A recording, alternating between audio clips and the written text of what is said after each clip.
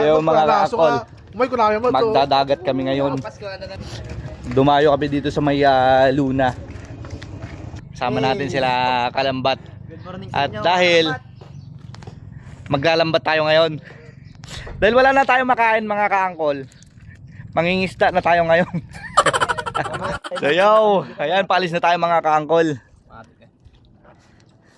Yeah, nakakatakot dito mga lods. Grabe ba? Tigtigar-gar.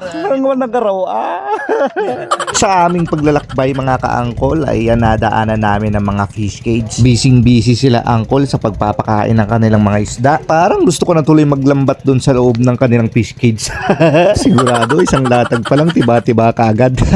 Medyo malayo-layo nga pala ang ating pupuntahan mga kaangkol. Dahil from Luna ay tatawid tayo papunta sa isla ng Siapar. Abay excited na pong manghuli ng isda. Kumain ng isda. So yo mga kaangkol, nandito na kami ngayon sa isla ng ano ba to? Siapar. Siapar yata to. Sa kabila, pilar tong sa kabila. Pilar at saka salud sir. Salud tapos pilar. Tapos dito sa atin, luklok. Siapar. Lok. Bastos.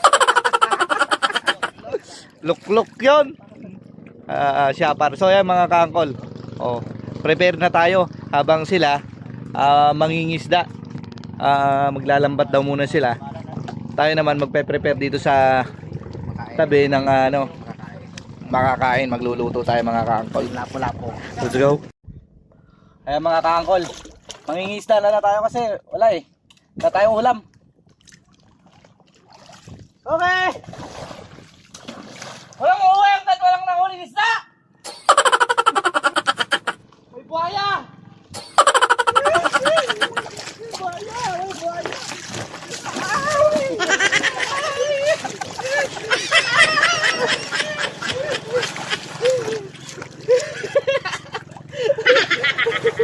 Ayan mga kaangkol, ang lalaki oh! Dan barito. Ayan oh. Grabe ba? Lalaki, Ang dami pa dun oh. Grabe oh. Punong-puno. Laki. Galing talaga ni Kalambat. Grabe oh. Sapsap. May sapsap pa dun. Grabe, ang dami oh. Sulit oh. Tiba-tiba. Grabe, ang lalaki. Ang lalaki ng tilapia. Ang dami. Grabe, yan si Kalambat ang kapitan natin. Ngayon. Bukod dyan, meron pa doon. Ang lalaki pa dun. Ang dami oh. Puno lalaki oh. Naarkusan yung ikat. Grabe. Dahil nga ang daming huli ng ating mga kasama, ay nanghuli din ako ng huli nila. Kagaling ko talaga mangisda.